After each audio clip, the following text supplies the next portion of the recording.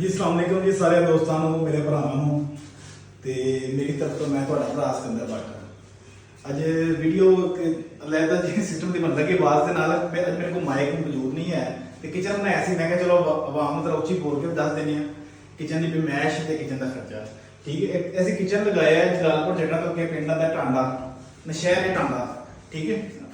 टांडे के असी किचन लगाया 15 फुट की दीवार इस तरह ते 10 फुट दीवार है ये मैश 150 फुट मैश बनती है 3,15,000 रुपये का खाली किचन बनता है ठीक है। असैसरियां तो बगैर असैसरियां के पैसे असं अलहदा नोट करने होंगे असैसरियां भी साड़ी चीज़ा आ जाती ने। फुट लगाया तो बिस्मिल्लाह तो स्टार्ट किया है खाने की भी बरकत हो पैसे की बरकत हो उस तो बाद फ्रूट टोकरी लगाई हुई है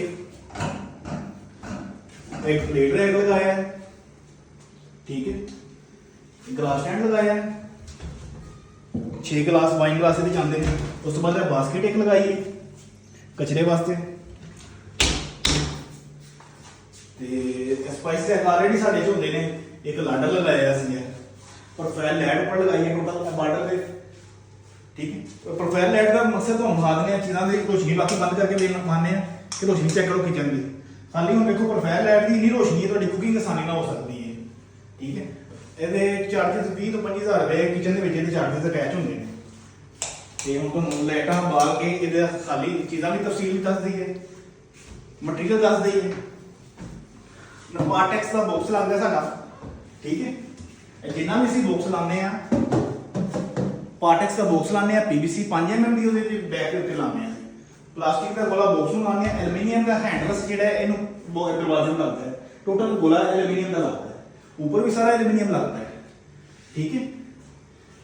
तो नीचे वाला हिस्सा वो साडा वाटरप्रूफ होता है पानिशा नहीं लगे जो मर्जी खराब है खराब नहीं होता थले वाला हिस्सा असी दराज भी वाटरप्रूफ मटीरियल के बनाने ठीक है।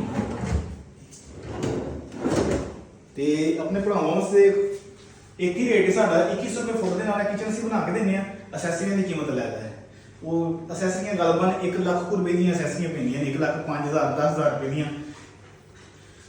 इन्ने कोई असैसरी पैंदी है ठीक है। हम 3,15,000 रुपये तुहानूं दस्सिया किचन है 1 लाख रुपये की असैसरी पा के 4,15,000 रुपये के किचन असीं 15 बाई 10 का बना के दिता है टांडे के 100 किलोमीटर के रेट साडा 2100 रुपये फुट है।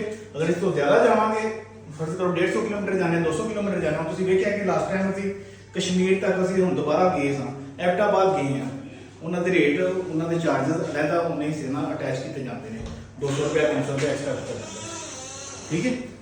लव यू सारे दोस्तों जो साडी वीडियो वेखदे ने सानूं पसंद करते हैं ते पंजाब दे विच साडे नज़दीक दी ਜਿਹੜੀ ਉਹਨਾਂ ਦੇ ਅਸੀਂ हामी भर लेने किचन लगा के देने ठीक है। बहुत शुक्रिया है भी साडे ओवरसीज भाई ने जिन्होंने सानूं आर्डर दिता साडा काम ही ओवरसीज भाई दे नाल वैसे घूमत ने ते पाकिस्तान दे विच पैसा रहन कोई नहीं दिंदा ਜਿਹੜੇ इत्थों दे बंदे को बाकी ओवरसीज भाई ने ਜਿਹੜੇ साडा कॉर्पोरेट करते हैं फिर साडा किचन बनवा सकते ठीक है।